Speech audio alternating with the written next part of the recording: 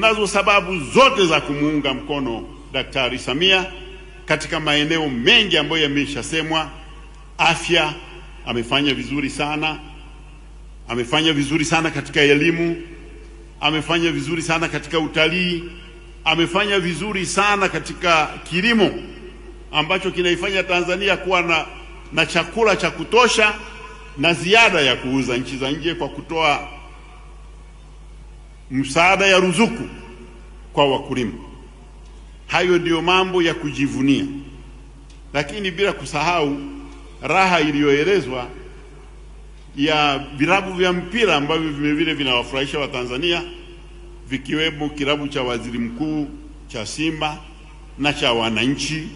Vyote vimekuwa ni mchango mkubwa katika kuleta raha na furaha katika nchi yetu, na Rais Samia amewasaidia na kuwatia moyo na kuwapa hamasa ili waendelee kuhakikisha kwamba furaha inapatikana na kazi inaendelea kutimiza kitu kinaitwa kazi na utu.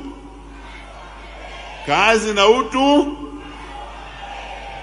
Sasa hayo mambo ndiyo yamefanya Chama cha Mapinduzi kimlete Samia kwenu. Kabla sijamaliza, nataka niwakumbushe ushauri wa baba wa taifa aliyousema kwa Chama cha Mapinduzi. Alisema, na namnukuru, mkitaka kuchagua mgombea, sikilizeni wananchi wanasemaje.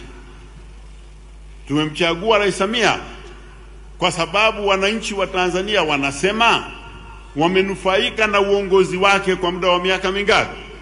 4.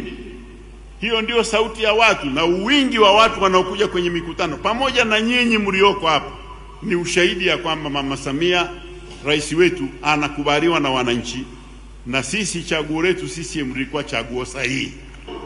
Natumia nafasi hii kumuomba mgombea wetu Daktari Samia Suluhu Hassan, mwenyekiti wa Chama cha Mapinduzi, rais wa Jamhuri ya Muungano mpaka hii leo,